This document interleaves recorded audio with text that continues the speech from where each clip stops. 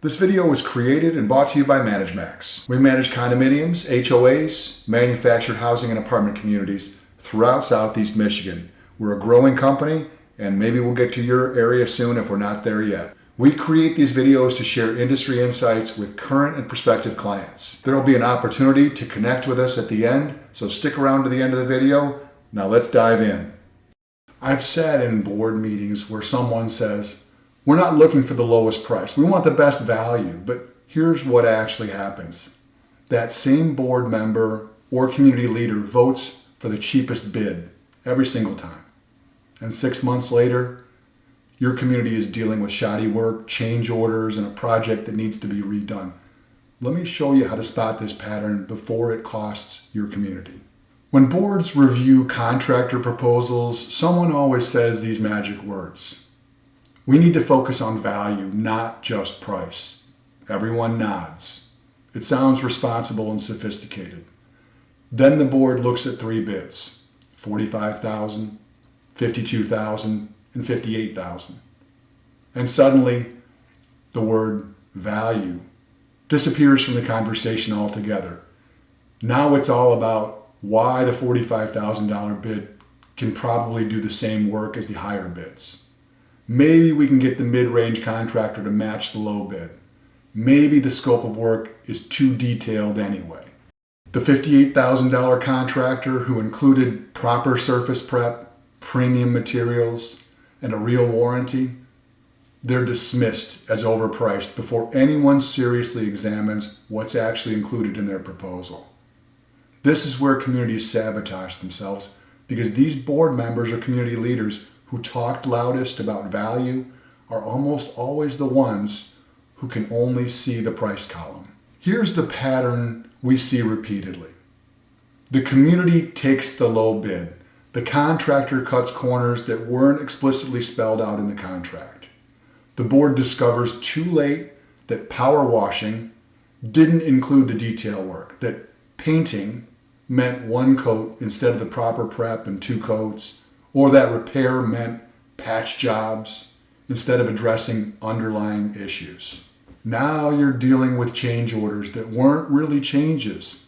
They were necessary work that the low bidder conveniently left vague. Or you're looking at work that technically meets the contract but looks terrible and won't last. Meanwhile, the quality contractor who bid honestly and completely, they're working for a different community that understood what they were paying for. The real expensive mistake isn't paying more up front.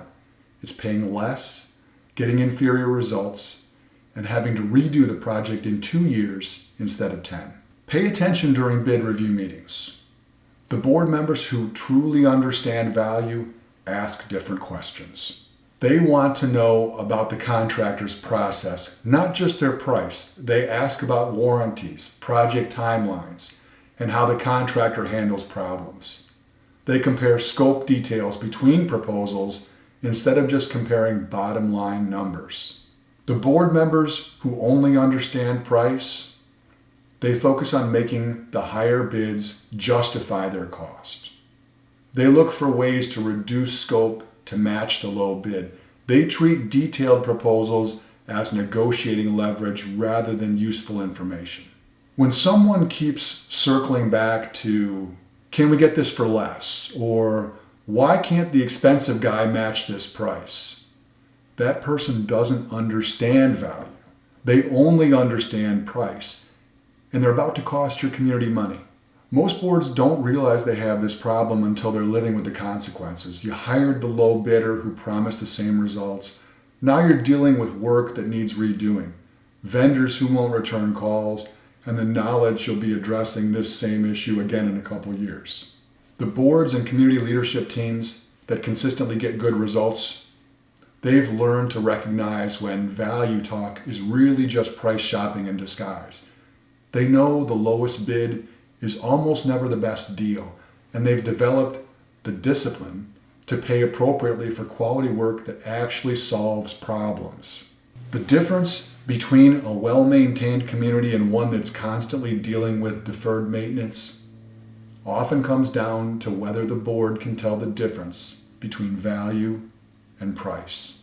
If your community leadership team keeps choosing contractors based on who's cheapest, then wondering why projects don't turn out well, that's a pattern worth breaking. If you found this perspective valuable, we invite you to connect with us. Facebook viewers, like our page and follow us for regular updates. Feel free to message us directly with your questions or community challenges. Instagram viewers, hit follow and feel free to DM us with your questions or community challenges. YouTube viewers, subscribe to our channel and check out the video description for helpful links. Visit our website to discover our thought leadership content, books, and resources that can transform your community management approach. Whether you're dealing with the challenges we discussed today or other community issues, we're here to help. Thanks for watching, and we'll see you in the next video.